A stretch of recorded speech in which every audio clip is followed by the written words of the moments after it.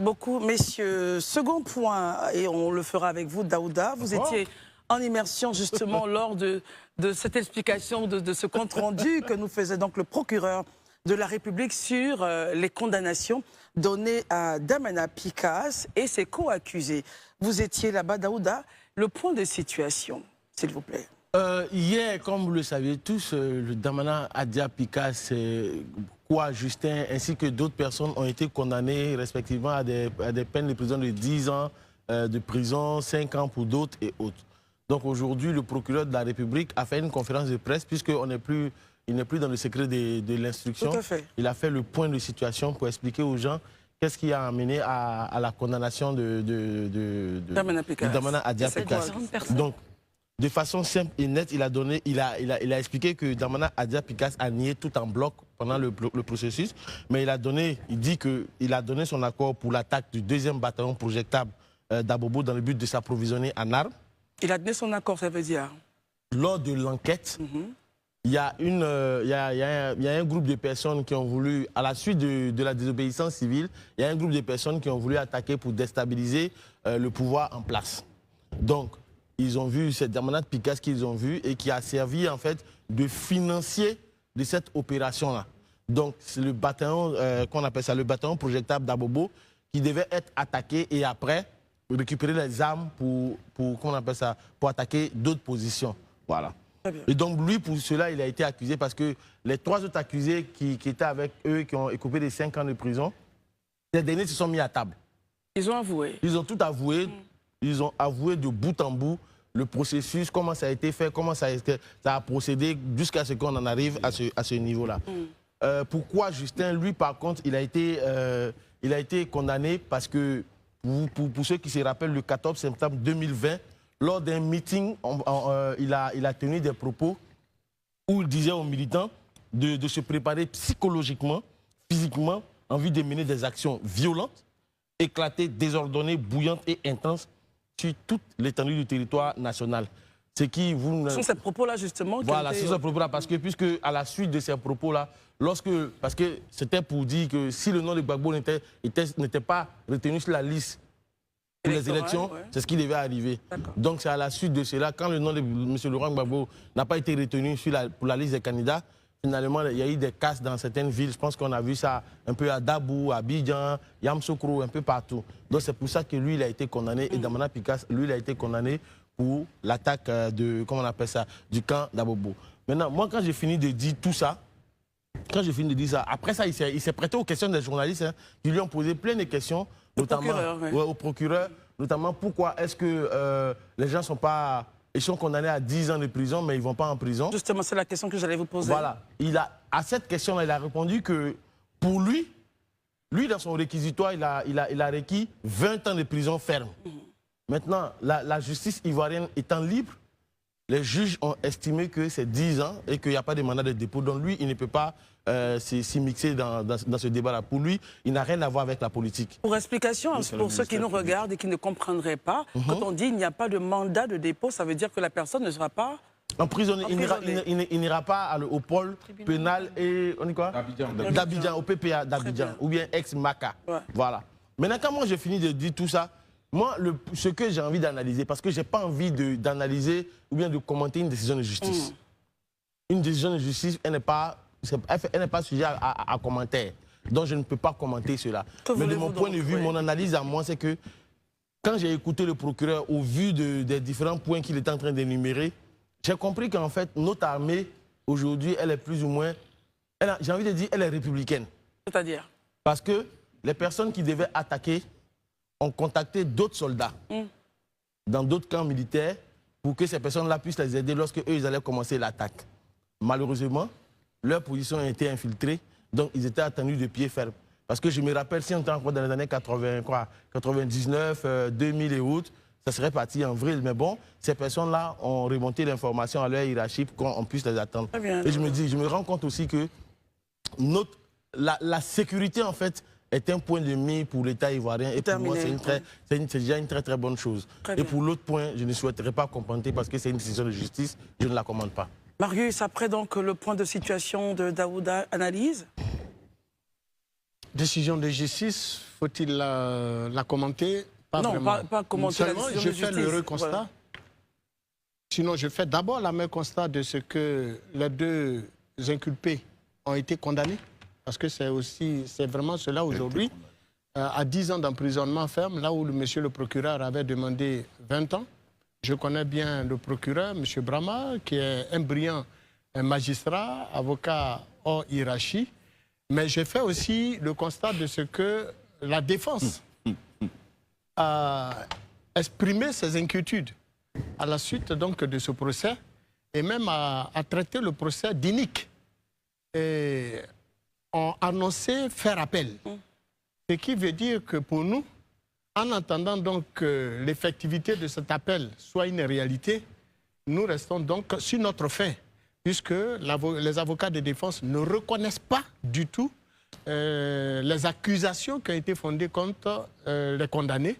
Et ils ont même été plus loin en disant que, et j'ai bien écouté les propos de l'avocat de défense qui après le rendu du tribunal s'est prononcé en disant qu'aucune preuve véritable n'a été montrée, n'a été attestée durant tout le procès contre les clients. Alors nous pensons que l'appel pourra certainement nous situer tous sur les différentes positions et éclaireront une fois pour toutes les Ivoiriens. Donc nous restons donc jusqu'à preuve du contraire sur notre fin. Très bien. Herman, vos analyses justement sur...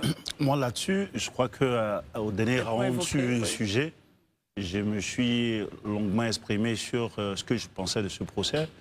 Ma conviction n'a pas changé. Je préfère ne pas répéter cela, puisque dans tous les cas, il y a eu une condamnation, le procès, le verdict a été donné. Donc, je reste sans commentaire, je reste sur mes propos de la dernière fois. Élisée Boloubeu. La semaine dernière, on attendait le verdict. Moi, je note que le verdict est plutôt clément. Le micro, Élisée, vous avez... Allez-y, voilà. Je note que le verdict comparé au réquisitoire du procureur est plutôt clément, parce que le procureur avait requis 20 ans ferme. On se rend compte que plutôt, du moins la Cour a préféré 10 ans, et puis bon, sans mandat de dépôt. On est tous devant les faits. Moi, je veux juste relever un fait. Allez-y. Deux faits. La première chose, c'est que je constate que dans ce pays, les politiques ont tous les droits et n'ont aucun devoir. C'est-à-dire, Élisée? Il n'y a jamais un politique, que ce soit sous ce régime, sous le régime précédent, qui ait fait face à la justice et qu'on trouve que la justice a dit le droit. Chaque fois, c'est politique. Chaque fois, c'est politique. Quand on a arrêté à l'époque les dirigeants du RDS, c'était politique. Quand on a arrêté certaines personnes sous prétexte qu'il y avait volonté de déstabiliser, c'était politique. Aujourd'hui encore, c'est politique. En Côte d'Ivoire, les politiques, eux, ne doivent jamais être face à la justice. Parce qu'ils sont face à la justice, c'est un procès politique.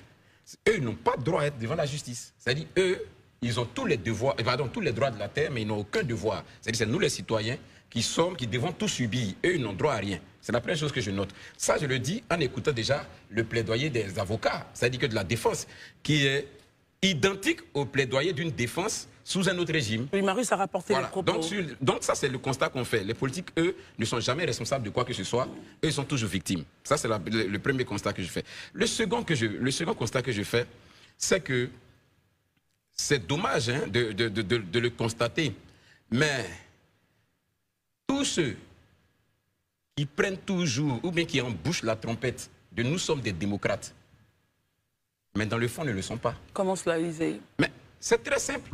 Sur ce plateau ici, chaque fois qu'on fait un exercice de critique, mais allez-y voir sur les réseaux sociaux après, tous ceux qui se revendiquent être des démocrates, mais il suffit que juste vous titillez un de leurs leaders ou de leurs proches, mais vous entendrez ce que vos aïeux n'ont jamais entendu. Mais quel est le rapport? Pourquoi vous en parlez justement? Parce que justement, les gens ne sont pas démocrates, les gens sont allergiques à la critique. Les gens ne veulent pas comprendre. C'est-à-dire, ils sont toujours prêts à dire qu'ils sont démocrates, mais quand on dit, oh, mais qu'est-ce qui confère la démdémocratie? La démocratie, c'est les institutions. La démocratie, c'est le respect des institutions. La démocratie, c'est les critiques. La démocratie, c'est les échanges. Vous pensez que justement, tout le compte-rendu donc fait par Daouda nécessite que vous ayez ce point sur la démocratie? C'est important qu'on ait ce point sur la démocratie. D'accord. C'est important. Selon qu'on se situe à droite ou à gauche, vis-à-vis d'une décision, on est démocrate, l'autre n'est pas démocrate, l'autre est autocrate, l'autre n'est pas autocrate. Selon qu'on se tient devant une décision. Et ça, je pense qu'il faut que ça s'arrête. Soit on est démocrate, soit on ne l'est pas, et puis on laisse vraiment la République fonctionner tranquillement. Il ne faut pas qu'on donne l'impression d'être démocrate, et puis en réalité, on est allergique aux critiques, on est allergique aux interpellations, et on pense qu'on a tous les devoirs, mais on n'a aucun droit. Pardon, on a tous les droits, mais on n'a aucun devoir. Ça, franchement, il faut que les politiques se reconvertissent et comprennent qu'ils ont beaucoup plus de devoirs même que les citoyens, et ils ont moins de droits que les citoyens. Pascal Souquier, oui. Votre point de vue justement sur le compte-rendu de Daouda et tout ce qui s'ensuit. Mon point de vue, c'est que Daouda nous a posé le cadre du procureur de la République, mais les avocats aussi. Je pense que la loi en Côte d'Ivoire ne l'interdit pas, sauf mon erreur, de faire aussi une conférence de presse. À la suite, les avocats de la défense. Hein. Oui, dans le cadre de la défense, il y a des avocats qui, après des décisions de justice, peuvent aussi, je pense, venir éclairer la presse sur ce qu'ils estiment être des failles, des vices de procédure ou bien une justice rendue pas dans la limite ou dans la mesure de ce qu'ils pouvaient en attendre, et donc expliquer les choses. Parce que je me rends compte à la lecture des différents rapports que autant le procureur a expliqué en détail les éléments qui fondaient l'accusation, et ben autant quand je lis en face, je n'ai pas assisté au procès, mais je vois juste qu'on dit que c'est politique et qu'il n'y a que l'accusation est vide. Mais qu'est-ce qui fait que cette accusation est vide? On ne l'a pas. Par contre, on a les détails sur le fait qu'il y a eu quatre morts, 3 parmi les assaillants, et que ces 3 morts étaient morts blessés du côté des voilà, soldats. 4 victimes. Et que ces assaillants-là, les 3 morts, étaient des Libériens. Ouais. Ça, c'est ce qu'on apprend aujourd'hui des informations qui en ressortent. Que font des Libériens dans des attaques de nos casernes, de nos camps de gendarmerie? C'est des choses que peut-être l'appel qui sera demandé par les avocats va peut-être aussi venir éclairer. Mais en tout état de cause, on l'a dit ici tous, on ne commande pas les décisions de justice. Mais je me rends compte que le réquisitoire du procureur, c'était 20 ans. Que ça n'a pas été, du juge, c'était 20 ans, il n'a pas été suivi par les juges. Que les accusés, enfin les condamnés, pour le coup, sont sortis libres du tribunal.